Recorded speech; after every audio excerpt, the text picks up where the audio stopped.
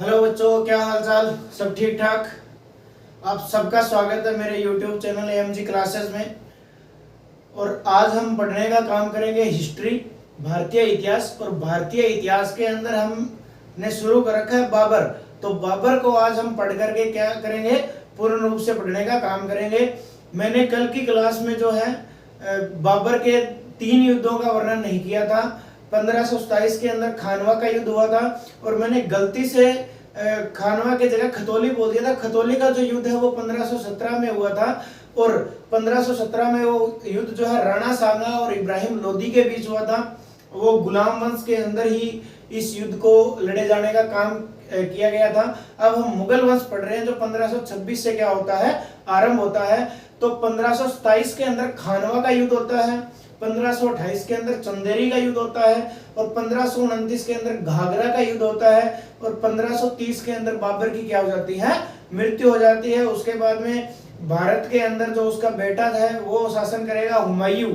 तो हम उसके बाद में हुमायूं को पढ़ने का क्या करेंगे, काम करेंगे।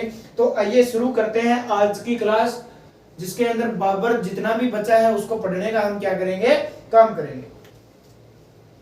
तो शुरू करते हैं। बाबर जो है, बाबर खानवा का युद्ध।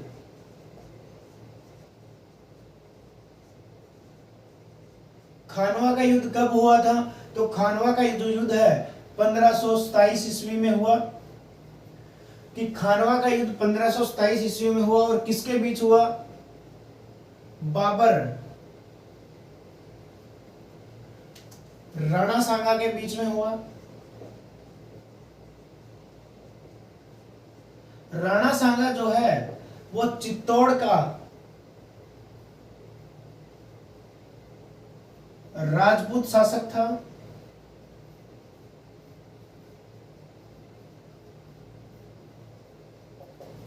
और ये युद्ध होने की नौबत क्यों आई उसके बारे में हम जानते हैं कि इब्राहिम लोदी के खिलाफ 1526 में युद्ध किया था। किसने? बाबर ने। 1526 के अंदर 21 अप्रैल 1526 के अंदर पानीपत का प्रथम युद्ध होता है, फर्स्ट वार होता है। और कौन आमंत्रित करता है? एक होता है दौलत खां और एक होता है राणा सांगा। तो राणा सांगा क्या सोचता है कि बाबर को बुलाते हैं और इब्राहिम लोदी से जो दुश्मनी है उसको इब्राहिम लोदी पे बाबर का अटैक करवाते हैं। बाबर तो क्या करेगा, ज्यादा से ज्यादा यहाँ पे लूटपाट करेगा और वापस चला जाएगा अपने स्थान में, काबुल वापस चला जाएगा। मगर बाबर क्या करता है, बाबर को यही मौका चाहिए था दिल्ली की गद्दी के ऊपर बैठने का, भारत के ऊपर शासन करने का। तो बाबर क्या है 1526 में इब्राहिम लोदी को मार देता है और दिल्ली की गद्दी के ऊपर काबिज हो जाता है। जैसे ही दिल्ली की गद्दी के ऊपर बाबर काबिज हो जाता है, राणा सांगा को क्या लगता है कि दिल्ली की गद्दी के ऊपर बैठने का तेरा जो सपना है वो कभी पूरा नहीं होगा। तो 23 में आकर के राणा सांगा क्या करता है, 1527 ईस्वी में खानवा का युद्ध करता है। किसके खिलाफ? जिसको 1 साल पहले आमंत्रित करके युद्ध करवाया था, इब्राहिम लोदी के खिलाफ। उसी के सामने क्या होता है, राणा सांगा का उसी व्यक्ति से सामना होता है। और सामना सामने नहीं होता, जैसे युद्ध होता है, युद्ध के अंदर राणा सांगा की क्या हो जाती है, हार हो जाती है, बुरी तरह से हारता है। और बाबर की क्या हो जाती है, जीत हो जाती है। तो इस युद्ध में क्या क्या कार्य हुए उसके बारे में पढ़ते हैं कि खानवा के युद्ध के अंदर बाबर ने पानीपत युद्ध वाली रणनीति अपनाई। कि बाबर ने क्या किया कि पानीपत युद्ध के अंदर जो नीति अपनाई थी, रणनीति अपनाई थी, विधि अपनाई थी इब्राहिम लोदी के खिलाफ, वो ही किसके खिलाफ अपनाई, राणा सांगा के खिलाफ अपनाई। राणा सांगा उस रणनीति को, उस विधि को नहीं समझ सका।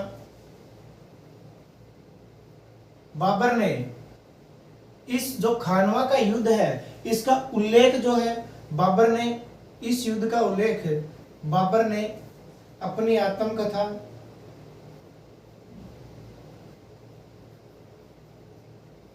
बाबरनामा में पूर्ण रूप से किया है।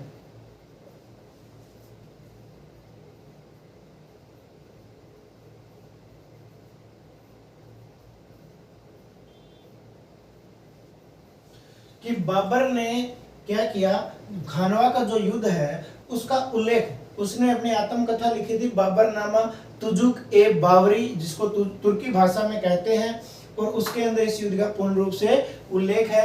और इस बाबरनामा जो आत्मकथा है, इस बाबरनामा आत्मकथा को फारसी के अंदर ट्रांसलेट किया गया।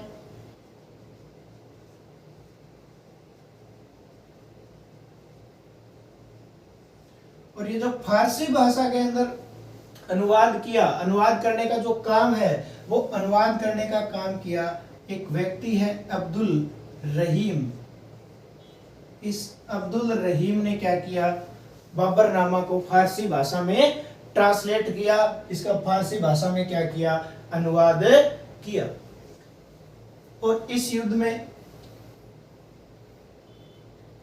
बाबर ने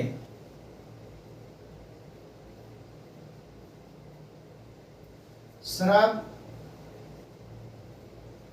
पर पूर्ण रूप से पूर्णतः प्रतिबंध लगा दिया, प्रतिबंध लगाया, पूर्णतः प्रतिबंध लगाया शराब पर, वह जिहाद का नारा दिया।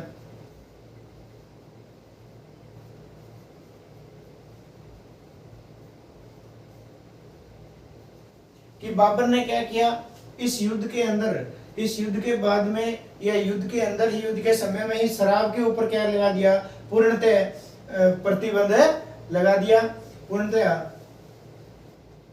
पूर्णतः प्रतिबंध लगा दिया।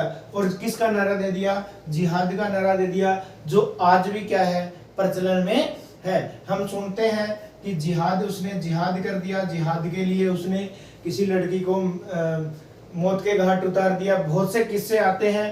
और जहां मुस्लिम बाहुल्य इलाका है उधर से जिहाद के जो है बहुत नारे दिए जाते हैं, और बहुत ज़्यादा इसके कारण, जिस जिहाद के कारण बहुत ज़्यादा जो है घटनाएं घटती है। वो नारा किसने दिया था, बाबर ने दिया था। कहाँ, खानवा के युद्ध में, कब, 1527 ईस्वी में। आई बात समझ में।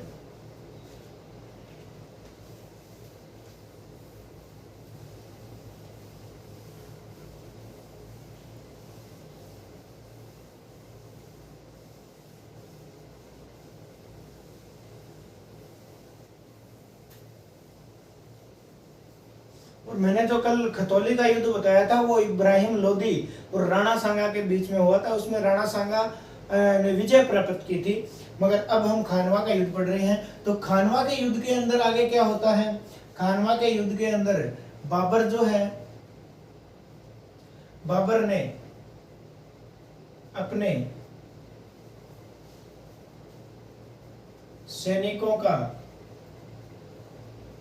मनोबल बढ़ाने के लिए, मनोबल बढ़ाने के लिए एक तगमा मुस्लिमों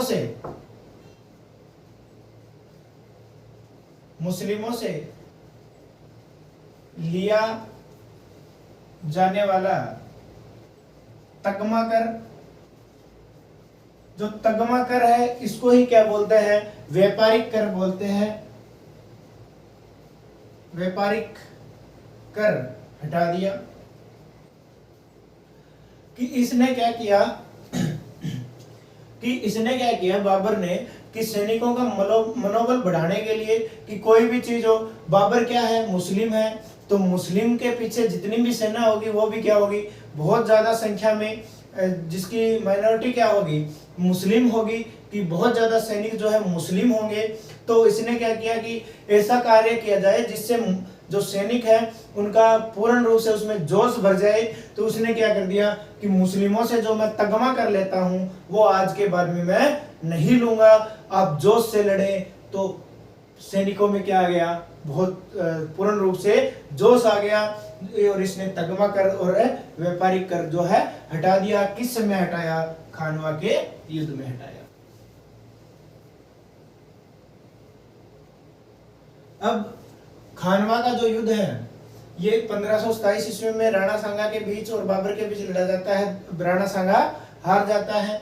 अब जो है बाबरनामा का उल्लेख करते हैं। इसकी कथा, आत्मकथा है बाबरनामा। और बाबरनामा में उल्लेख क्या मिलता है? बाबर ने उल्लेख किया है कि बाबर ने भारत में ज्यामितीय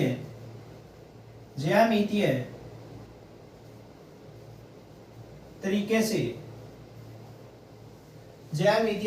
से बाग लगाने की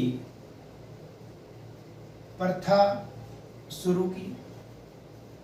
कि कहाँ उल्लेख है? बाबरनामा में उल्लेख है किस चीज का? कि बाबर की ज्यामितीय तरीके से बाबर ने भारत के अंदर बाग लगाने की प्रथा शुरू की। और इस एक बाग भी लगवाया, बाबर ने एक बाग लगवाया। कि किस तरीके से लगवाया? ज्यामितीय तरीके से लगवाया। कहाँ लगवाया? आगरा के अंदर लगवाया। और इस बाग को बाबर के समय में बोला गया नूर ए अफगान, या क्या बोला गया? नूरे अफगान। कि इस बाग को क्या बोला गया? बाबर के समय में नूर ए अफगान या नूरे अफगान। और इसके बाद में इसका वर्तमान जो नाम है, इस बाग का वर्तमान जो नाम है वो है आराम बाग। आराम बाग कहाँ है? आगरा में है। किसने लगवाया? बाबर ने लगवाया। और बाबर के समय में इसका क्या नाम था? नूरे अफगान या नूरे अफगान। और अकबर के समय में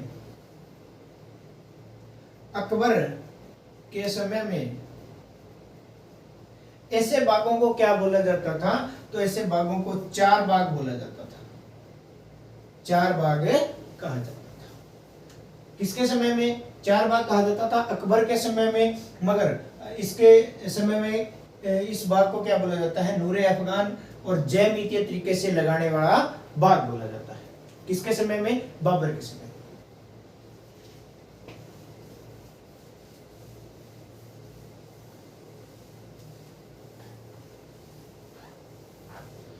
और जैसे ही खानवा का युद्ध जो है बाबर जीत लेता है, तो बाबर अपने आप को एक उपाधि देता है। युद्ध में विजय होने पर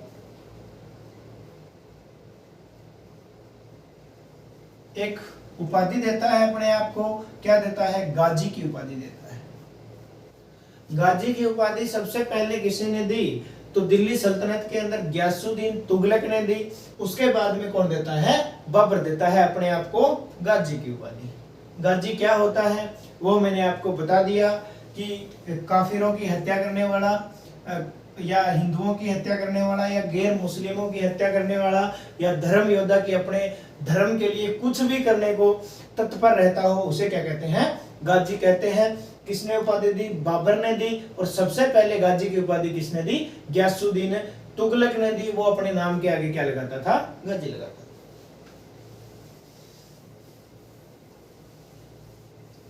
तो ये था खानवा का युद्ध। अब हम पढ़ेंगे चंदेरी का युद्ध। अब हम पढ़ेंगे किसका युद्ध? चंदेरी का युद्ध।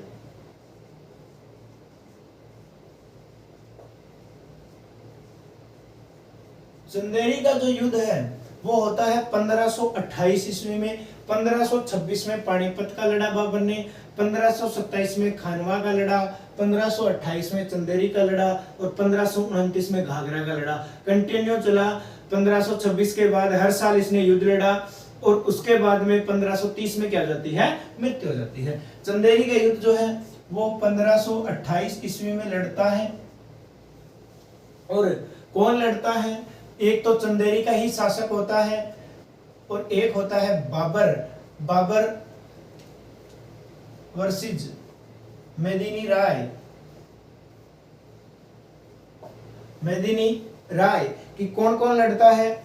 एक तो बाबर होता है, एक है मेदिनी राय होता है। और मेदिनी राय जो है इस युद्ध में क्या हो जाती है, इसकी हार हो जाती है और बाबर की क्या हो जाती है, जीत हो जाती है। अब हार और जीत का कोई मतलब नहीं है, इस युद्ध में हुआ क्या वो हमें पढ़ना है। तो इस युद्ध के अंदर, चंदेरी के युद्ध के अंदर हजारों की संख्या में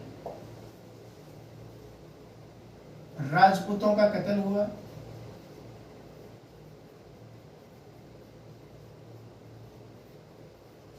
राजपूतों का क्या होता है, हजारों की संख्या के अंदर राजपूतों का कत्ल होता है। और इस युद्ध में राजपूतों, बाबर जो है इस युद्ध में क्या करता है, राजपूतों,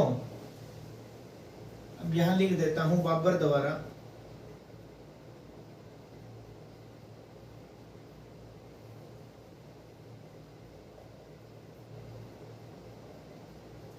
इस युद्ध में बाबर द्वारा राजपूतों के सिरों से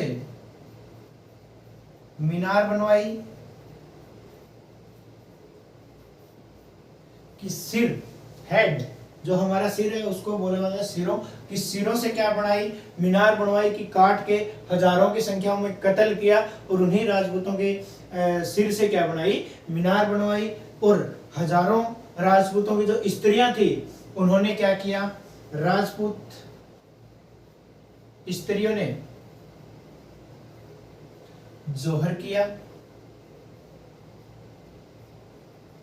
राजपूत स्त्रियों ने क्या किया, जोहर किया। जोहर का मतलब होता है कि अगर युद्ध में हार होती दिखती है, कि उनका जो पति होता है वो हारता दिखता है, उसकी मौत हो जाती है, तो वो अपनी इज्जत बचाने के लिए क्या करती है, राजपूत स्त्रियां पहले क्या सोचती थी कि हम किसी और के साथ में नहीं जाएंगे या किसी और की पत्नी नहीं बनेंगे और किसी अपनी आबरू जो है किसी को लुटने नहीं देंगे, किसी को अपने तक पहुंचने ही नहीं देंगे, उससे पहले हम क्या कर देंगे, जोहर कर देंगे कि एक बहुत बड़ा सा कुंड होता है उसके अंदर आग जलाई हुई रहती है, जैसे युद्ध होता है तो उसके अंदर जो अग्नि क्या है, प्रज्वलित कर दी जाती है। अगर इन राजपूत स्त्रियों का पति युद्ध में हार जाता है या मारा जाता है तो ये क्या कर लेती है, उस अग्नि कुंड के अंदर कूद जाती है और छलांग लगा देती है और अपने आप को अग्नि को समर्पित कर देती है और जल के क्या हो जाती है, उनकी मृत्यु हो जाती है। उसको बोलते हैं जोहर करना। आई बात सुन।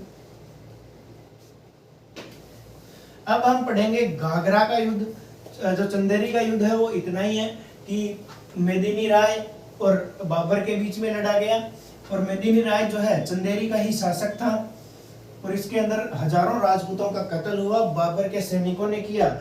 अब हम पढ़ेंगे घाघरा का युद्ध।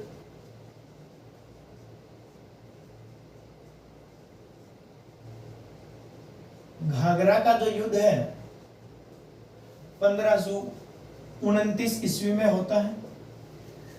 मैंने आपको पहले ही बता दिया कि 1526 से बैक टू बैक हर साल क्या करता है, बाबर युद्ध करता है। 1526, 27, 28, 29 और 30 में क्या हो जाती है, मृत्यु हो जाती है। 1526 में बाबर क्या करता है, भारत के ऊपर शासन करता है और 1530 में मृत्यु हो जाती है। तो 4 साल ही भारत में क्या कर सकता है बाबर है, 4 साल ही भारत के अंदर बाबर जो है शासन कर पाया। उसके बाद में उसकी क्या हो जाती है, मृत्यु हो जाती है।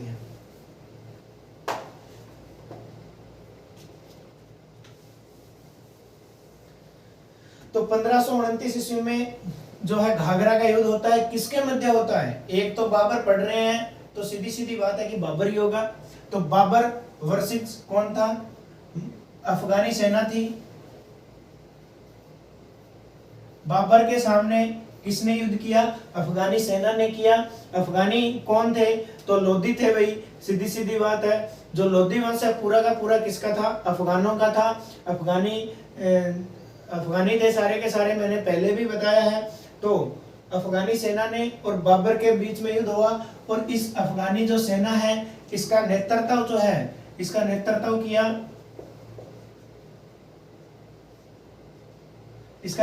किया महमूद लोदी ने।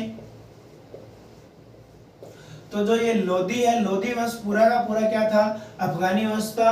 ये मैंने आपको पहले भी बताया। तो नेतृत्व किसने किया, महमूद लोदी ने किया। और इस युद्ध में बाबर की क्या हो जाती है, जीत हो जाती है, और अफगानी सेना और महमूद लोदी की क्या हो जाती है, हार हो जाती है। इस युद्ध के बाद में ये थोड़ी बहुत जो क्या है, अफगानी सेना की जो शक्ति बची हुई थी वो क्या हो जाती है, पूर्ण रूप से नष्ट हो जाती है। तो घाघरा के युद्ध के बाद में प्रश्न ऐसे उठता है कि अफगानी सेना की जो शक्ति है वो कौन से युद्ध के बाद में पूर्णतः नष्ट हो गई, तो क्या है, घाघरा का युद्ध था। या अफगानी सेना का दमन करने वाला शासक कौन था, तो वो था बाबर। ऐसे प्रश्न बनते हैं कि इस युद्ध के बाद में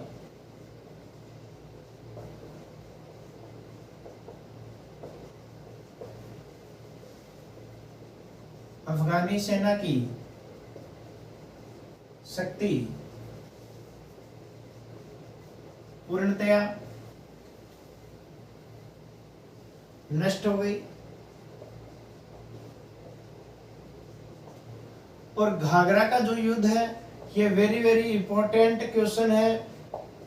अच्छे से पढ़ना, अच्छे से लिखना, क्योंकि घाघरा के युद्ध के अंदर घाघरा का एकमात्र ऐसा युद्ध था, प्रथम युद्ध था ये, कि जो घाघरा का जो युद्ध है मध्य युगीन समय का या मध्य युगीन काल का, काल और समय एक ही बात होता है, मध्य युगीन समय का पहला युद्ध जो जल व थल दोनों पर लड़ा गया भाई, दोनों पर लड़ा गया। कि बहुत इंपॉर्टेंट प्रश्न है कि मध्य युगीन समय का ऐसा युद्ध कौन सा है जो जल और थल दोनों के ऊपर लड़ा गया, तो वो कौन सा है, खानवा का युद्ध है। किसने लड़ा, तो भाई बाबर ने लड़ा, और सामने कौन थी बाबर के, अफगानी सेना थी। और अफगानी सेना का नेतृत्व किसने किया, तो महमूद लोदी नाम का एक शख्स होता है, उस शख्स ने इसका क्या किया था, अफगानी सेना का बाबर के जो सामने विपक्ष में क्या किया था, अफगानी सेना का नेतृत्व किया था युद्ध लड़ने के समय में। और जल और थल पर लड़ने वाला पहला युद्ध, ये है खानवा का युद्ध। अब क्या है, बाबर के बारे में पढ़ते हैं थोड़ी सी, दो चीजें, उसके बाद में बाबर की क्या हो जाती है, मृत्यु हो जाती है। कि बाबर जो है भारत के अंदर दो खेल लेके आता है, उस खेल के बारे में हम पढ़ने का क्या करेंगे, काम करेंगे। बाबर जो है, बाबर भारत में दो खेल लेकर आता है।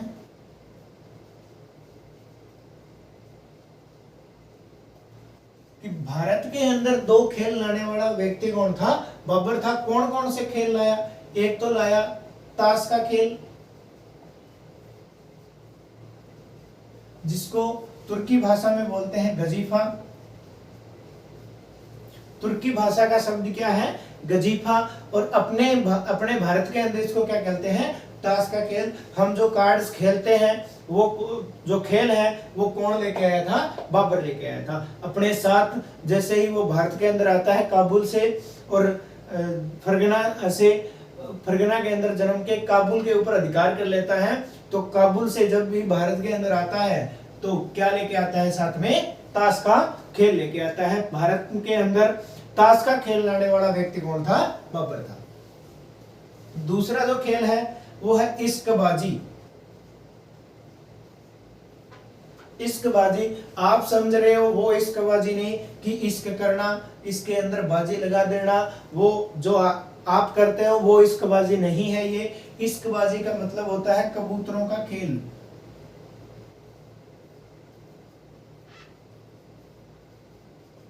अब कई व्यक्ति तो क्या बोलेंगे कि भाई पहले जमाने में कबूतरों से ही चिट्ठी भेजी जाती थी, कबूतरों से ही प्रेम पत्र भेजे जाते थे। तो ये क्या है, इश्कबाजी वही है कि कबूतरों को क्या दे दिया, पत्र दे दिया, प्रेम पत्र उसके गले में लटका दिया, कह दे जा मेरी प्रेमिका को दिया। मगर ये नहीं है कि कबूतरों का जैसे आज खेल होता है, बहुत से लोग रखते हैं, उड़ाने का खेल होता है, कबूतरों को उनकी रेस करवाई जाती है, उसको बोलते हैं इश्कबाजी। इतनी बात समझ में आई। अब क्या होता है, 26 दिन था 26 दिसंबर 1930 का, और बाबर जो है, बाबर ने एक सड़क मापने की इकाई भी चलाई थी। सड़क मापने की इकाई चलाई थी।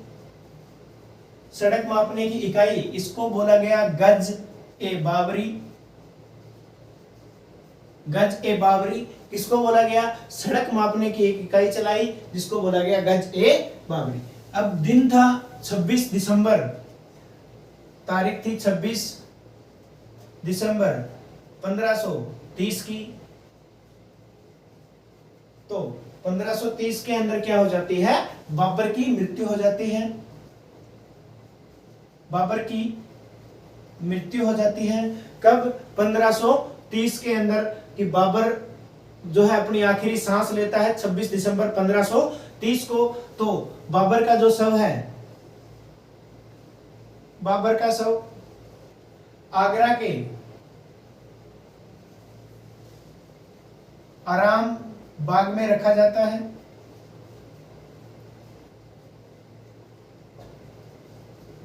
आराम बाग में रखा जाता है। मगर बाबर की अंतिम इच्छा क्या थी कि मेरे को दफनाया कहां जाए, काबुल में दफनाया जाए। तो बाबर की अंतिम इच्छा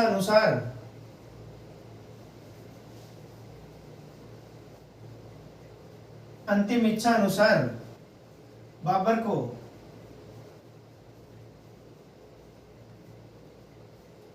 काबुल में दफनाया गया। कि बाबर, इसका मृत्यु भारत के अंदर होती है 26 दिसंबर 1530 को, और मृत्यु होते ही इसका जो शव है, इसकी डेड बॉडी है, वो रखी जाती है आगरा के आराम बाग में। मगर इसकी आखिरी इच्छा ये थी कि मेरे को दफनाया कहां जाए, काबुल के अंदर दफनाया जाए। तो इसको काबुल में दफनाया जाता है। और इसका मकबरा भी कहाँ है, कि सीधी सीधी बात है, जहां पर दफनाया जाता है वहीं इसका क्या होगा, मकबरा होगा। तो काबुल के अंदर क्या है, इसका मकबरा है।